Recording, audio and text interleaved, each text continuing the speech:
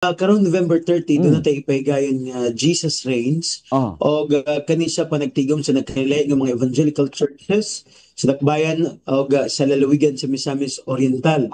O magsugod kita alauna sa hapon diya sa Sports Center, Pilay Sports Center. O gunya doon na tayo marcha kung magparid. So glibot ta gikan sa Sports Center padulong sa may Divisoria area og uban pang bahin sa atong sentrong bahin sa syudad og pabalik din kita diha sa Sports Center na sab og doon na tayo ipahigayon nga programa diha sa maong area hangtod na din kita sa gabi. We are expecting 26,000 people from the whole province of Misamis Oriental and the city to join sa ato ang Jesus Reigns. Simultaneous kini siya Bombo Junel, no? Dili lang ang Misamis Oriental ang magpahigayon nini, kundi lakip ang pipilag ka mga key cities and provinces sa tibok nasod og tibok Pilipinas. Now, ang Jesus Reigns, pagasalmutan kini sa nagkailay nga mga hugpong, og lakip sab niya na nga wala tay laing ibayaw, walay politiko nga ibayaw, walay political party nga ibayaw, walay religious denomination, walay bishop, walay pastor nga ngannan kundi atong ngannan gyud mao lamang ang pangalan ni Hesus.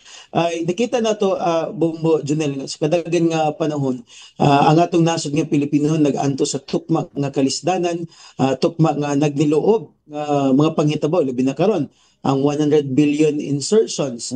And if you notice, I know that you've been in the broadcast industry for quite a long time, no? And then nagkauban pagalita kaniadto diya sa Bombo Radio. So nakaibalo kita nga ang atong nasod dugay na nga nabiktima sa korupsyon na panahon ni Pangulong Ramos dunay Pia Amari scam, panahon ni Erab Estrada, wedding scandal. Panahon ni Gloria Macapagal Arroyo, na po'y ubay-ubay na. Like for example, ang Jok Bulante fertilizer scam. And panahon sab ni Noynoy Aquino, ang Napolis pork barrel scam, ang katudayong other scam sa Senate nga ilang giawayan.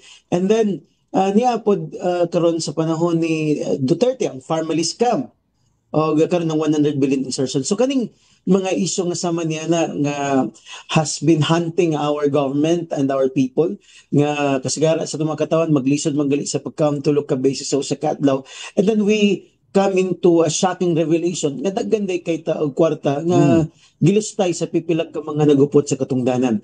And then dunay EDSA 1, EDSA 2, EDSA 3, pero wala man gyapon panghitabo Bombo Junel. So what we believe nga ang tinuod nga kasulbaran ni ini sa atong problema mao ra gid ang atong mga pag-ampo Bombo Junel. Kay bisan unsa nimo kalantip sa imong salabutan, unsa man magrally mo diya, unsa pa inyong himuon, dili gyapon kini mausab ang destinasyon, ang ato ang destiny sa atong nasod.